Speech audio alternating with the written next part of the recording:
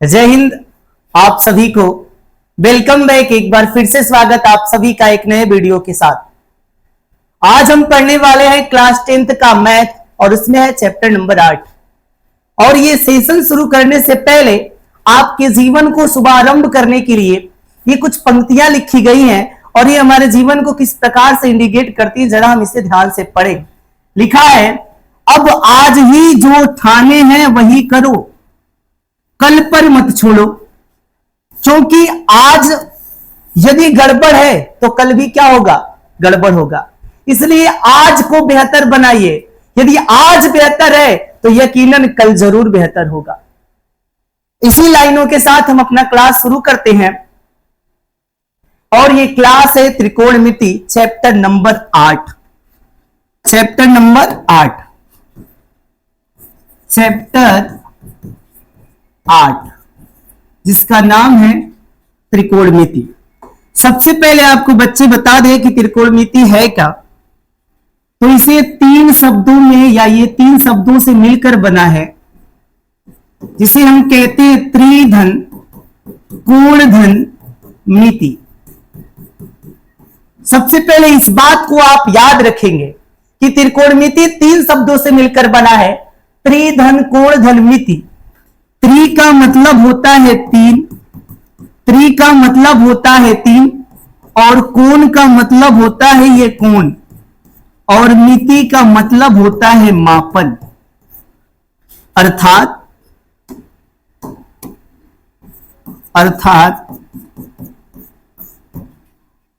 किसी भी आकृति के तीनों कोणों को मापना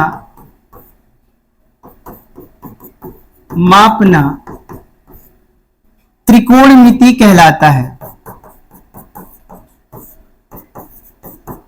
मिति कहलाता है।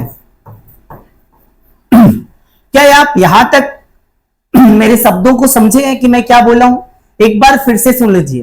त्रिकोणमिति 3 शब्दों से मिलकर बना है, त्रिधन कोणधन मिति। त्रि का मतलब होता है 3, कोण का मतलब होता है कोण और मिति का मतलब होता है मापन। अर्थात किसी भी आकृति के तीनों कोणों को मापना ही क्या कहलाता है, त्रिकोणमिति कहलाता है। त्रिकोणमिति की शुरुआत भारतीय गणितज्ञ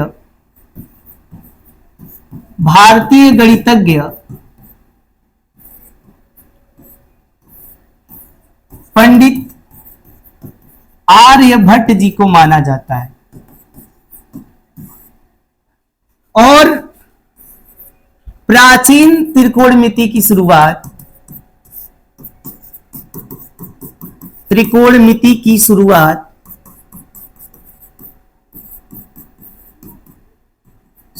माना जाता है हरिसप्पा, इनको माना जाता है। क्या इतनी बात आपको समझ में आई है त्रिकोणमिति में? तो आप बोलेंगे यस सर बिल्कुल आई है। अगर हम आगे बात करें, डिफिनीशन में ये क्लियर हो गया है कि त्रिकोणमिति के 3 कोणों को मापने का या मापने को हम क्या कहते हैं, त्रिकोणमिति। तो क्या हम ये बात करें कि ये 3 कोना किसमें होते हैं?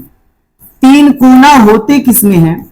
तो आप बोलेंगे सर 3 कोना तो त्रिभुज में होते हैं। किसमें होते हैं? त्रिभुज में। 3 कोना त्रिभुज में पाए जाते हैं। तो ये 3 कोने को मापने को ही क्या कहते हैं, ट्रिग्नोमेट्री कहते हैं, अर्थात त्रिकोणमिति कहते हैं। त्रिकोणमिति कहते हैं। यहां तक आप समझ गए होंगे। तो क्या हम ये बात कह दें कि पूरी त्रिकोणमिति, नोट में क्या हम लिख दें, संपूर्ण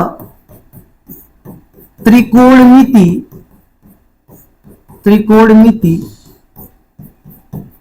त्रिभुज पर आधारित है। क्या इस बात को हम नहीं कह देंगे कि पूरी त्रिकोणमिति किस पे आधारित है, त्रिभुज पे? क्योंकि त्रिकोणमिति ही कह रहा है कि 3 कोनों को मापना त्रिकोणमिति कहलाता है। तो क्या हम नहीं कह दें कि पूरी त्रिकोणमिति त्रिभुज पर आधारित है? तो आप बोलेंगे हाँ सर बिल्कुल कह सकते हैं। तो अगर हम बात करें सर, आप तो बता दिए हैं कि पूरी त्रिकोणमिति त्रिभुज पर आधारित है, तो जरा बताएंगे कौन सा त्रिभुज? तो हम कहेंगे समकोण त्रिभुज। कौन सा त्रिभुज? समकोण त्रिभुज। पूरी त्रिकोणमिति समकोण त्रिभुज पर आधारित है। अब क्यों समकोण त्रिभुज पर आधारित है, ये आगे डिस्कशन होगा, लेकिन आपके मन में आना चाहिए कि सर ये समकोण त्रिभुज कहते किसे हैं? तो समकोण त्रिभुज किसे कहते हैं? तो इसके बेसिक 4 गुण होते हैं।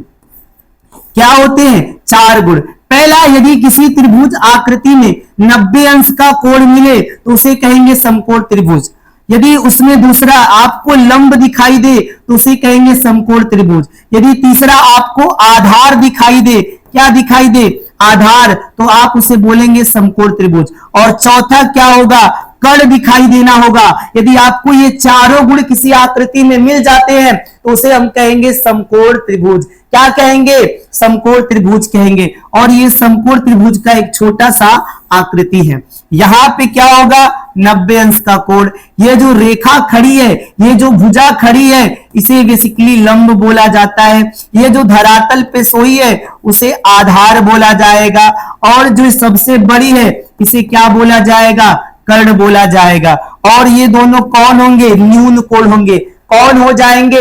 न्यून कोण। तो रही बात, आप याद कर लीजिए कि समकोण त्रिभुज किसे कहते हैं? ऐसी आकृति जिसमें 3 भुजाएं, लंब, आधार, कर्ण हो और 90 अंश का कोण हो, उसे हम क्या कहेंगे? समकोण त्रिभुज कहेंगे।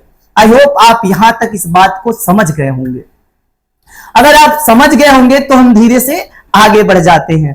अगले पेज पे अगर हम बात करें तो अगला पेज हम क्या देखेंगे कि त्रिकोणमिति के 6 अनुपात बताए गए हैं। तो लिखेंगे त्रिकोणमिति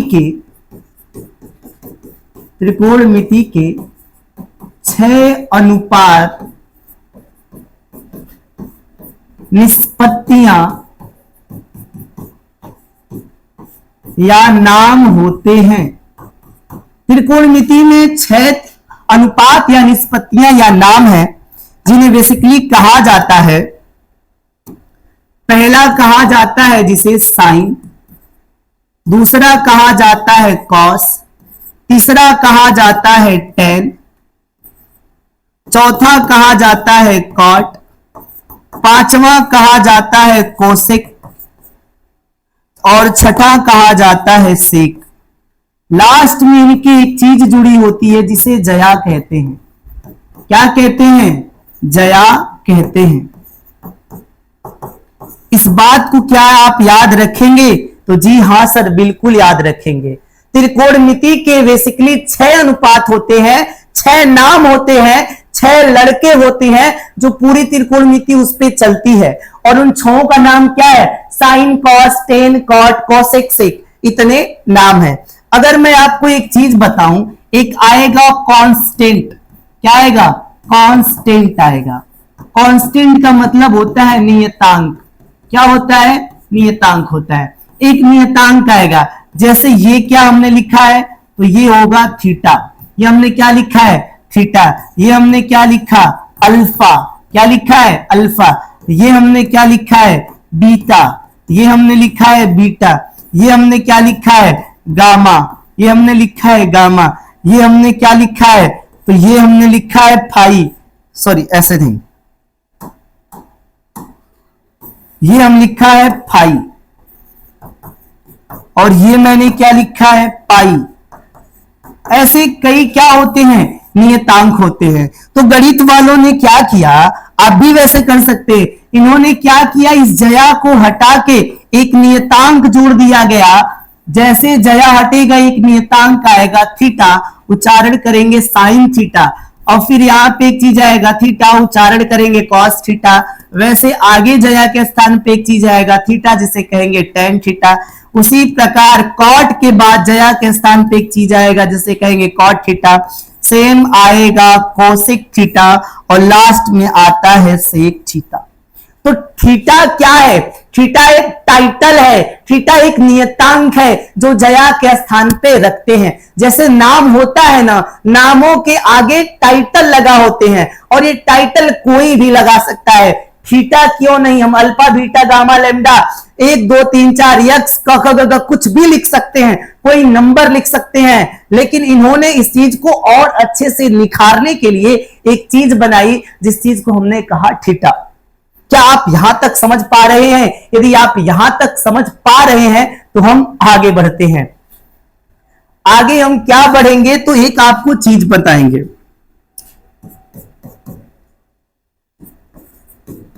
त्रिभुज व त्रिकोणमिति में संबंध, त्रिभुज व त्रिकोणमिति में संबंध। तो सबसे पहले हम बनाएंगे क्या, हम बनाएंगे त्रिभुज। माफ करिएगा कलर दिखाई नहीं देगा आपको। तो सबसे पहले हम लोग बनाएंगे त्रिभुज।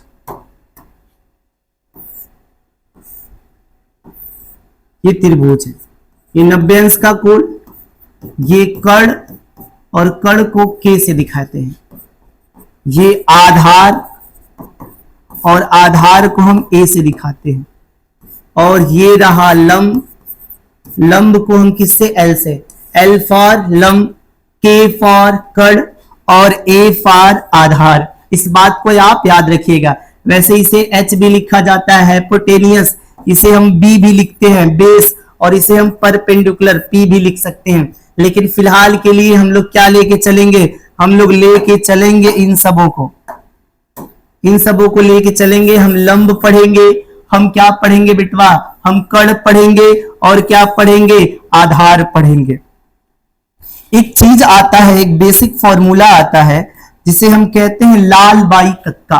तो यहाँ पे एक चीज लिखते हैं साइन थीटा, यहाँ पे लिखते हैं कॉस थीटा और यहाँ पे लिख देते हैं टेन थीटा। साइन के नीचे हम लिखेंगे कॉसेक और कॉस के नीचे लिखेंगे सेक थीटा, टेन के नीचे लिखेंगे कॉट थीटा। अब इनको मोहब्बत से घेर भी देंगे कि कहीं उड़े नहीं, क्योंकि मोहब्बत में लोग उड़ते बहुत ज्यादा हैं और जब गिरते हैं तो पता नहीं चलता है कि वो कहां गिर गए, चले ही कहां गए, गायब हो गए। ये दोस्त ये होगा लाल, L A, ये क्या हो गया, L A L, Lal by कक्का, K K A, Lal by क्या हो गया, कक्का हो गया। अब यहां पे हम एक चीज लिखेंगे, ये चीज याद रखिएगा क्योंकि बहुत बार आपको आवश्यकता पड़ने वाली है। ये हमने लिखा बिटवा साइन थीटा। मैं आपसे पूछूंगा साइन थीटा बराबर क्या होता है, तो ऊपर से नीचे आएगा L बाई के, क्या बोलिएगा, L बाई के, यानी कि लंब बटे कर्ण, लंब बटे क्या होता है, कर्ण। उसी प्रकार मैं बोलूंगा कॉस थीटा बराबर क्या होता है, तो A बाई के, क्या बोलिएगा, A बाई के, यानी कि आधार बटे, आधार बटे क्या होगा बिटवा, कर्ण होगा। उसी प्रकार टेन थीटा, टेन थीटा बराबर क्या होगा, L by A, L by A, और यहां पे L क्या है, लंब है, और लंब है तो A क्या है, आधार होगा। क्या होगा, आधार। तो क्या आपको इतनी बातें समझ में आई, साइन थीटा बराबर लंब बटे कर्ण, कॉस थीटा बराबर आधार बटे कर्ण, टेन थीटा बराबर लंब बटे आधार। आई कि नहीं आई, तो आप बोलेंगे यस सर बिल्कुल आई। आगे आगे हम कॉसेक से चलेंगे, और कॉसेक थीटा जैसे आएगा दोस्त तो नीचे से ऊपर की ओर चलेंगे, तो ये क्या हो जाएगा, कर्ण बटे लंब। तो यहां पे लिखेंगे K बाई L, और K बाई L क्या कहता है, कर्ण बटे लंब, K फॉर कर्ण और L फॉर लंब। आगे आएगा सेक थीटा, क्या आएगा, सेक थीटा। तो सेक थीटा बराबर क्या होगा, K बाई A, तो यहां पे लिखेंगे K बाई A, कर्ण बटे के क्या हो जाएगा, आधार, कर्ण बटे के आधार।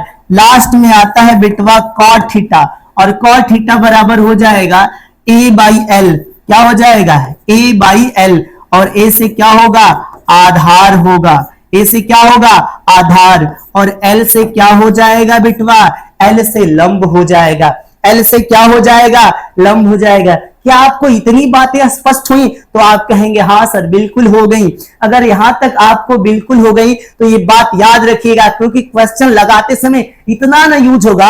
8.1 जैसे आप सॉल्व करेंगे, इनके बिना आगे बढ़ ही नहीं सकते। ये आपके चार पहिए वाहन का क्लच स्लेटर यही है आपके। अच्छा, यहां तक यदि आपको समझ में आया होगा तो आगे चलते हैं। आगे हम लोग और मोटी मोटी बातें समझेंगे। ये बात स्पेशली याद रखिएगा, इतना स्पेशल कि मैं इसको बता भी नहीं सकता कि बात स्पेशल कितना है, इसलिए मैं इसे 3 स्टार दे रहा हूं। देखिए,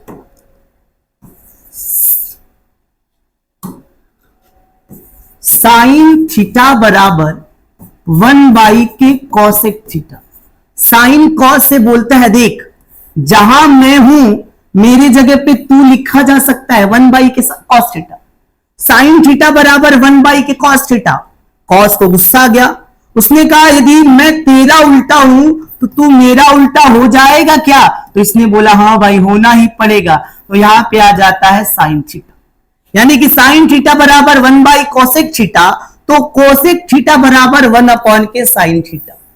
मतलब अगर कहीं साइन थीटा लिखा है और तुमको 1 कोसेक की जरूरत है तो तुम लिख सकते हो, और कहीं कोसेक थीटा लिखा है तो आप वहां पे 1 साइन थीटा लिख सकते हैं, और कहीं 1 साइन थीटा लिखा है तो आप वहां पे कोसेक थीटा लिख सकते हैं। दूसरा क्या, यदि कॉस थीटा बराबर 1 सेक थीटा, तो सेक कहेगा मेरा भी उल्टा आप होंगे, तो सेक थीटा बराबर हो जाएगा 1 कॉस थीटा।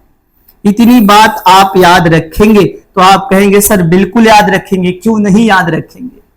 आगे tan कहां पीछे रहने वाला है, tan भी कहां काट से, tan थीटा बराबर 1 cot थीटा, तो cot भी कहां पीछे रहने वाला है, cot थीटा बराबर 1 के tan थीटा। ये बात आप याद रखिएगा। रही बात स्पेशल, 2 बात आप याद रखिएगा कि tan थीटा बराबर और लिखा जा सकता है साइन थीटा बटे कॉस थीटा। tan थीटा बराबर लिखा जा सकता है साइन थीटा बटे कॉस थीटा, तब तक कॉट आ जाता है और कहता है कि अब कॉस थीटा बटे साइन थीटा मेरा होगा। इस बात को याद रखिएगा। साइन थीटा बराबर 1 कोसेक थीटा, कोसेक थीटा बराबर 1 साइन थीटा, याद है। cos थीटा बराबर 1 सेक थीटा, सेक थीटा बराबर 1 cos थीटा, tan थीटा बराबर 1 cot थीटा, cot थीटा बराबर 1 tan थीटा। और रही बात नोट की, नोट में क्या, tan थीटा बराबर sin थीटा बटे cos थीटा, और cot थीटा बराबर cos थीटा बटे sin थीटा। ये बात कैसे एक दूसरे के बराबर है, ये सारे कैसे एक दूसरे के बराबर है, आइए जरा प्रूफ करते हैं। अगर मैं कह दूं बेटवा कि देखिए साइन थीटा बराबर 1 के कोसेक थीटा कैसे आपस में बराबर है, जरा बताइए सर। तो साइन थीटा बराबर क्या होता है, तो लंब बटे कड़ होता है। बहुत अच्छे सर। आगे 1 के कोसेक, कोसेक थीटा बराबर क्या होता है, कड़ बाई के लंब होता है। ये लंबाई के कड़ तो रहेगा, ये लंब ऊपर चला जाएगा तो लंबाई के कड़ हो जाएगा। बताइए क्या दोनों आपस में बराबर आए, तो आप कहेंगे जी सर बिल्कुल आए। इसीलिए साइन थीटा बराबर क्या होगा, 1 के कोसेक थीटा, क्योंकि लास्ट में अंत में हल करने पर l के बराबर l के ही आएगा। क्या इतनी बात आपको समझ में आई? आप बोलेंगे जी सर बिल्कुल आई। आगे मैं बात करूं, 2 चीज और लिखे हैं सर। एक लिखे हैं tan थीटा, tan थीटा बराबर आप क्या लिखे हैं, हमने कहा सर लिखा हूं साइन थीटा बटे कॉस थीटा। आप tan थीटा बराबर 1 के cot थीटा खुद से प्रूफ करिएगा, आ जाएगा। अच्छा, tan थीटा को हम क्या लिख सकते हैं, तो आप कहेंगे सर इसे लिख सकते हैं लंबाई के आधार। हमने कहा बहुत अच्छा। हम कहेंगे साइन थीटा को क्या लिखेंगे, साइन थीटा को क्या लिखेंगे, तो आप बोलेंगे सर साइन थीटा को तो हम लिख सकते हैं लंब बटे कड़, लंब बटे के कड़। और क्या, cos थीटा को क्या लिख सकते हैं, तो cos थीटा को लिख सकते हैं आधार बटे के कड़। क्या लिख सकते हैं, आधार बटे के कड़। पहले तो यहां से इसी को काट लीजिए, के से खत्म हो जाएगा, बचेगा क्या, l/a बराबर l/a। क्या ये दोनों पक्ष आपस में बराबर आए? यदि दोनों पक्ष आपस में बराबर आए तो गुरु इसे क्या कह दिया जाए? इसे कह दिया जाए कि दोनों आपस में बराबर है। दोनों आपस में कैसे हैं? तो दोनों आपस में बराबर ही निकलेंगे। इस बात को आप स्पष्ट याद रखिएगा। अगर आपको इतना याद आ गया हो तो बहुत अच्छा। हम आगे बढ़ते हैं। आगे बढ़ के हम क्या करेंगे दोस्त? तो आगे बढ़ के मैं ये बताना चाहता हूं कि जैसे आपको मैं बोलूं कि साइन थीटा, क्या बोलूं? Sine theta. तो साइन थीटा बराबर आपके मन में आना चाहिए 1 के कोसेक थीटा और क्या? लंब बटे के कड़ आना चाहिए। यदि मैं बोलूं कोसेक थीटा तो आपके मन में तुरंत आना चाहिए 1 के साइन थीटा इंटू कड़ बटे के लंब, इसी का अपोजिट कर देंगे। यदि मैं बोलूं आपसे कि कॉस थीटा तो आपके मन में आना चाहिए 1 के सेक थीटा इंटू, इंटू मतलब कामा, इंटू नहीं कामा, और क्या? 1 के सेक थीटा और क्या? आधार बटे के कड़ आना चाहिए। यदि मैं बोलूं आपसे सेक थीटा तो आपके मन में आना चाहिए 1 के कॉस थीटा और क्या? तो कड़ बटे के आधार आना चाहिए। यदि मैं आपसे बोलूं टेन थीटा तो टेन थीटा बराबर 1 के कॉट थीटा, 1 के कॉट थीटा और क्या आना चाहिए? साइन थीटा बटे के कॉस थीटा और क्या आना चाहिए? तो लंब बटे के आधार आना चाहिए। यदि मैं आपसे बोलूंगा कॉट थीटा तो आप उसकी जगह पे आंसर देंगे 1 के टेन थीटा, चाहे तो कॉस थीटा बटे साइन थीटा और चाहे तो सर a के l। यदि आप इतनी बात याद रखने में सक्षम है तो दोस्त आप हमारे साथ मैथ पढ़ने में सक्षम है। आपकी मेहनत को हम यूं ही जाया या बाया नहीं करेंगे। आप जरूर सक्सेस होंगे, आप जरूर सफल होंगे यदि आपको इतनी समझ में आ गई हो तो। यदि आई हो तो हम स्टेप आगे बढ़ाते हैं और स्टेप आगे बढ़ा के हम क्या समझाना चाहते हैं आपको, जरा इस बात को समझिएगा। अब हम लिखेंगे सर्वसमीका की उत्पत्ति। पहले हम लिखेंगे पाइथागोरस प्रमेय। क्या लिखेंगे दोस्त? पाइथागोरस प्रमेय। पहले लिखेंगे पाइथागोरस प्रमेय। ये पाइथागोरस प्रमेय आप क्लास 6, 7, 8 में पढ़े होंगे। एक बार आपको और मोहब्बत से पढ़नी होगी कि पाइथागोरस प्रमेय क्या है। पाइथागोरस प्रमेय किसी भी समकोण त्रिभुज पे लागू होती है। कहां लागू होती है मेरे दोस्त? किसी भी समकोण त्रिभुज पे लागू होती है। पाइथागोरस प्रमेय किसी भी समकोण त्रिभुज पे लागू होती है, इस बात को आप याद रखें। इसमें क्या होता है? यहाँ पे होता है 90 अंश, ये क्या होता है? लंब, ये क्या होता है? आधार, ये होता है आधार जिसे ए कहते हैं, ये लंब जिसे लंब कहते हैं, और ये होता है बेसिकली कड़ जिसे कड़ कहते हैं। नाम इसका आप ए बी सी भी रख सकते हैं। इतनी बात आपको समझ में आ रही होगी। पाइथागोरस जी कहते हैं कि ये जो कड़ है ना, यदि आप कड़ का स्क्वायर करेंगे, कड़ का क्या करेंगे? स्क्वायर, तो ये अकेले बराबर हो जाएगा लंब के स्क्वायर धन आधार के स्क्वायर के। पाइथागोरस जी इतना मोहब्बत से एक बात हमसे बोले कि वो बात मैं आज तक नहीं भूलता हूं। उन्होंने कहा, देख बच्चा, अपने बच्चों को तुम जाके बताना कि मैं क्या कहा हूं। मैं ये कहा हूं कि जो कड़ हो ना, जो कड़ है वो शेष भुजाओं के वर्गों के योगफल के बराबर हो जाता है। यदि ऐसा होगा तो तुम कह देना कि ये पाइथागोरस प्रमेय है। इन्होंने क्या बोला? यदि कड़ शेष दोनों भुजाओं के वर्गों के योगफल के बराबर हो जाता है तो उसे पाइथागोरस प्रमेय कहते हैं। इतनी बात आप याद रखिएगा। यदि ये जो पाइथागोरस प्रमेय है, इसका फॉर्मूला याद रखिएगा, कड़ का स्क्वायर बराबर लंब का स्क्वायर धन आधार का स्क्वायर। इसे क्या लिख सकते हैं? इसे लिख सकते हैं k का स्क्वायर बराबर l का स्क्वायर धन आधार का स्क्वायर। इसे आप याद रखिएगा। और एक एग्जाम्पल से हम आपको बता देते हैं कि कौन पाइथागोरस प्रमेय होगा और कौन नहीं होगा। क्या आपको यहां तक चीजें समझ में आई? अगर आपको यहां तक चीजें समझ में आई तो आगे हम बताते हैं। यहां पे हम लोग 2 क्वेश्चन लेंगे। कितने क्वेश्चन लेने वाले हैं? 2 क्वेश्चन लेने वाले हैं और दोनों क्वेश्चनों से हम लोग आज अच्छी अच्छी बातें सीखेंगे। इसके हमने 2 भाग कर लिए। अब 2 भाग करने के लिए और हमें क्या आवश्यकता पड़ेगा? और हमें आवश्यकता पड़ेगा एक समकोण त्रिभुज की। तो यहां हमने ड्रॉ कर लिया एक समकोण त्रिभुज और हमने एक यहां ड्रॉ कर लिया एक समकोण त्रिभुज। ये 2 जगह समकोण त्रिभुज हमने ड्रॉ कर लिया। अच्छा, आगे हम क्या करेंगे? आगे आपको पता ही होगा कि ये क्या है? आधार है। ये क्या है? लंब है। आपको तो अब याद ही हुआ। और ये क्या है? कर्ण है। और ये कितने अंश का कोण है? 90 अंश का। यहाँ पे कोण कितने अंश का? 90। ये क्या है? लंब है। ये क्या है? कर्ण है। ये क्या है? आधार है। अब सपोज करिए कि हमने कह दिया, देखिए ये जो कर्ण है ये है 6 और ये जो आधार है 6 सेंटीमीटर है और ये जो लंब है वो 8 सेंटीमीटर है और ये जो है ये 10 सेंटीमीटर है। यहां पे हमने कर दिया कि ये 5 है, ये 4 है और ये 3 है।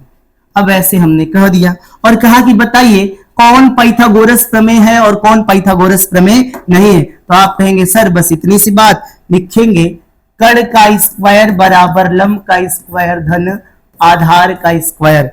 इतना लिखते ही आगे हमारे मन में एक विचार आएगा कि कर्ण कितना है? 10। तो यहां करेंगे 10 का स्क्वायर। लंब कितना है? लंब है 8 का स्क्वायर। आधार कितना है? तो आधार है बेटे बच्चा 6 का स्क्वायर। 10 का स्क्वायर 10 10 पे 100। 8 का स्क्वायर 8 बटे 64। 6 का स्क्वायर 36। तो 100 तो रहेगा, इधर जोड़ेंगे तो कितना होगा? 100। यानी कि जो कर्ण होता है उसे इस दोनों भुजाओं के वर्गों के योगफल के बराबर। जी सर बिल्कुल बराबर। तो हाँ सर ये पाइथागोरस प्रमेय है। अब यहाँ पे जरा चेक करें तो यहाँ पे हमने क्या पाया? कर्ण का स्क्वायर बराबर लंब का स्क्वायर धन आधार का स्क्वायर। कर्ण कितना है? 3 का स्क्वायर। लंब कितना है?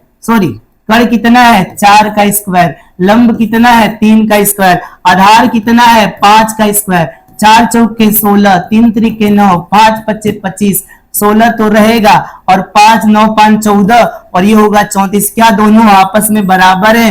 जी सर नहीं। तो ये पाइथागोरस प्रमेय नहीं कहलाएगा। क्यों नहीं कहलाएगा? क्योंकि ये पाइथागोरस के स्टेटमेंट को फेल कर गया। ये दोनों आपस में बराबर आए ही नहीं। ये क्यों पाइथागोरस प्रमेय कहलाएगा? क्योंकि ये पाइथागोरस के स्टेटमेंट पे खरा उतरा है। क्या आपको इतनी बातें समझ में आई? तो आप कहेंगे जी सर बिल्कुल आई, बिल्कुल आई। आगे हम बात करेंगे दोस्त सर्वसमीका की उत्पत्ति। किसकी बात करेंगे? सर्वसमीका की उत्पत्ति। सर्वसमीका की उत्पत्ति कैसे हुई? तो यहां पे लिखेंगे सर्वसमीकाओं की उत्पत्ति। और सर्वसमीका की उत्पत्ति में प्रथम सर्वसमीका की उत्पत्ति, प्रथम सर्वसमीका की उत्पत्ति। और प्रथम सर्वसमीका क्या है बेटवा? Sign square theta plus cos square theta बराबर 1। ये कैसे आती है इसकी हम बात करेंगे। ये पैदा कैसे होती है और ये खूब धूम मचाती है क्लास 10th के मैथ में। तो सबसे पहले लिखेंगे पाइथागोरस प्रमेय। क्या लिखेंगे? पाइथागोरस प्रमेय से।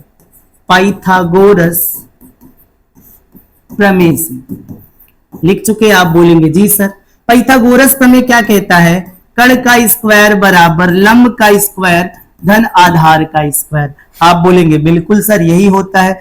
आगे लिखेंगे दोनों पक्षों में कर्ण स्क्वायर से भाग करने पर,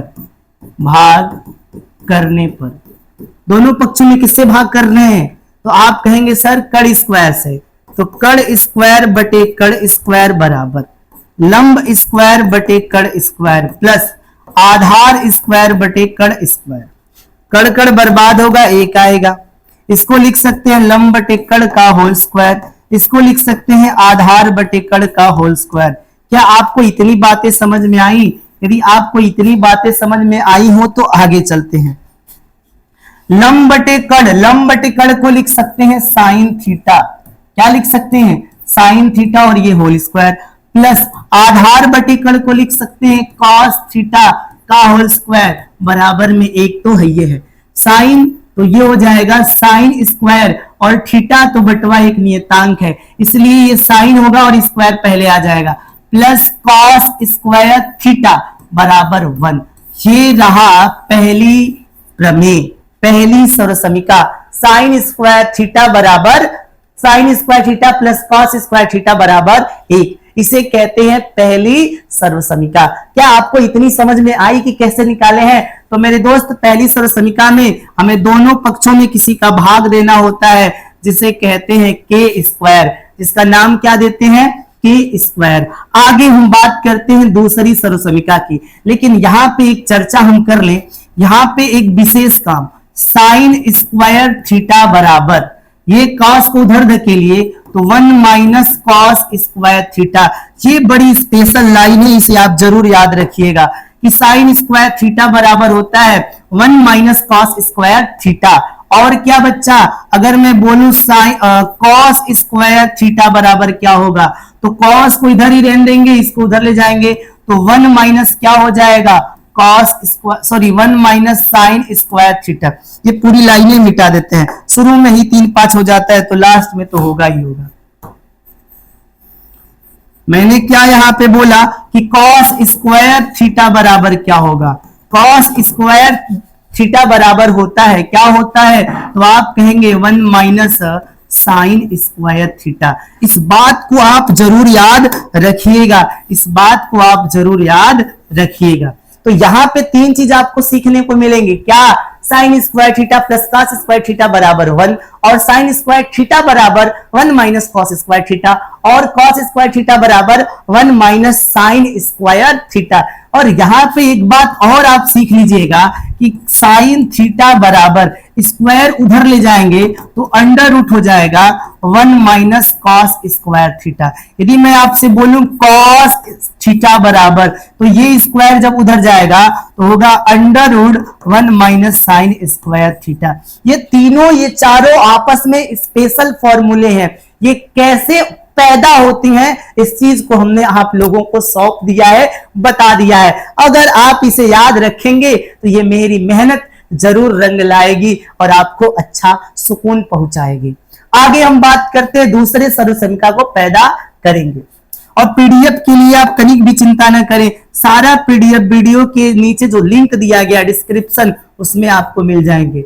द्वितीय सर्वसमीका की उत्पत्ति, द्वितीय सर्वसमीका की उत्पत्ति।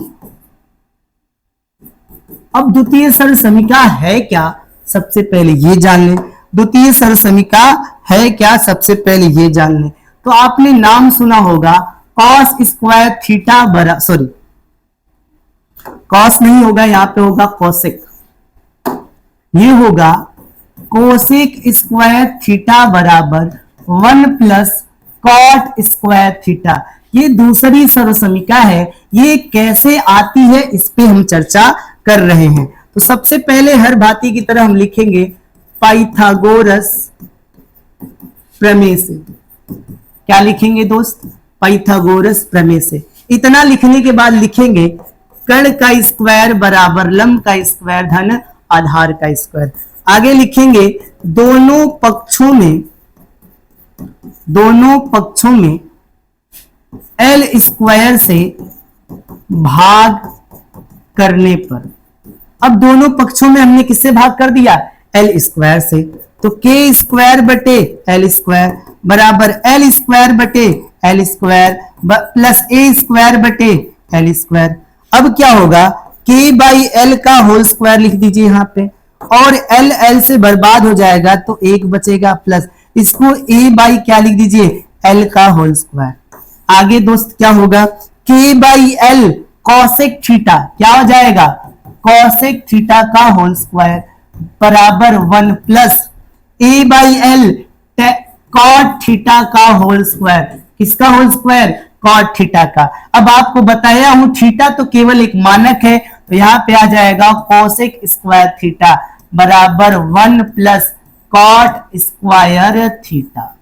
ये आपका आ जाएगा मेरे दोस्त द्वितीय सर्वसमीका। और कैसे निकाली जाती है क्या आपको पता चला? यदि आपको पता चला तो हम आगे बढ़ जाते हैं। अब यहां पे एक बात याद रखिएगा, कोसेक स्क्वायर थीटा बराबर 1 प्लस कॉट स्क्वायर थीटा। तो कॉट स्क्वायर थीटा की आवश्यकता पड़ेगी तो आप लिखेंगे कोसेक स्क्वायर थीटा माइनस 1। कभी कभी पूछेगा कॉट स्क्वायर थीटा बराबर, तो लिख देंगे कोसेक स्क्वायर थीटा माइनस 1। आगे आपसे पूछेगा कि 1 बराबर क्या होगा? क्या होगा? 1 बराबर, तो इसको बस इधर ट्रांसफर कर दीजिएगा, तो cosec square theta minus cot square theta. ये दोनों बात आप याद रखेंगे, एक तो अपनी जगह पे रहेगा, ये इधर आ जाएगा। आगे दोस्त अगर कभी आपसे पूछे कि कॉट थीटा बराबर क्या होगा, तो ये स्क्वायर बराबर के उधर ले जाएंगे, तो ये होगा कोसेक स्क्वायर थीटा माइनस 1।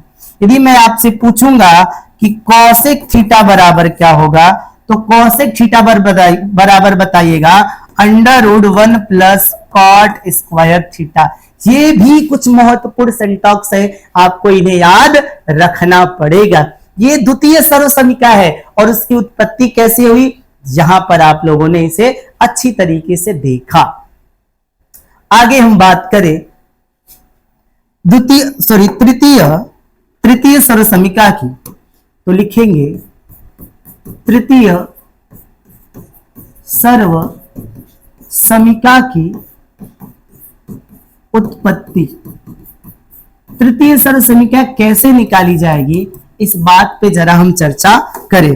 तृतीय सर्वसमीका कैसे निकाली जाएगी, सबसे पहले हम तृतीय सर्वसमीका डिस्कस कर लेते हैं। तो ये होता है सेक स्क्वायर थीटा बराबर tan square theta plus k1 होता है।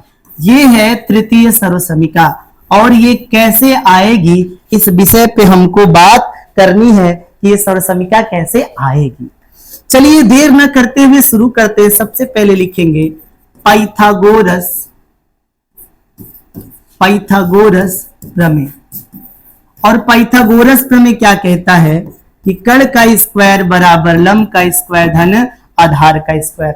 आपने गौर किया होगा कि जब मैंने पहली सर्वसमीका बताई तो उसमें कण स्क्वायर से भाग दिया, अब हम जब दूसरी सर्वसमीका बताएंगे तो उसमें लंब स्क्वायर से भाग दिया। अब बची क्या है तीसरी सर्वसमीका, तो इसमें आधार स्क्वायर से भाग देंगे। किससे भाग देंगे? आधार स्क्वायर से भाग देंगे। चलिए लिखेंगे दोनों पक्षों में आधार स्क्वायर से भाग करने पर, दोनों पक्षों में आधार स्क्वायर से भाग करने पर, तो यहां पे है कण स्क्वायर बटे आधार स्क्वायर और ये है लंब स्क्वायर बटे आधार स्क्वायर, ये है आधार स्क्वायर बटे आधार स्क्वायर। तो इसको लिखेंगे कण बाई ए का होल स्क्वायर बराबर, इसे लिखेंगे लंब बटे आधार का होल स्क्वायर प्लस इसे एक बर्बाद करके एक लिखेंगे। अब आगे क्या होगा, कण बटे आधार, ये क्या हो जाएगा बेटवा सेक थीटा का होल स्क्वायर बराबर लंब बटे के आधार, ये हो जाएगा tan थीटा का होल स्क्वायर प्लस, और ये एक तो है ये है। अब आगे क्या होगा, सेक स्क्वायर थीटा बराबर tan स्क्वायर थीटा बराबर नहीं, यहाँ पे प्लस, यहाँ पे क्या होगा प्लस, और ये रही आपकी तीसरी सर्वसमीका की उत्पत्ति कैसे आई है आपके स्क्रीन बोर्ड पर। आगे हम बात करें तो यहां पे भी हम वही बात लिखेंगे। क्या क्या लिखेंगे, सेक स्क्वायर थीटा बराबर tan स्क्वायर थीटा प्लस 1, लेकिन tan स्क्वायर थीटा बराबर तो आप कहेंगे sec square theta minus k1। अगर मैं कहूं केवल tan थीटा बराबर तो स्क्वायर बराबर के उधर जाएगा, अंडर रूट हो जाएगा सेक स्क्वायर थीटा माइनस 1।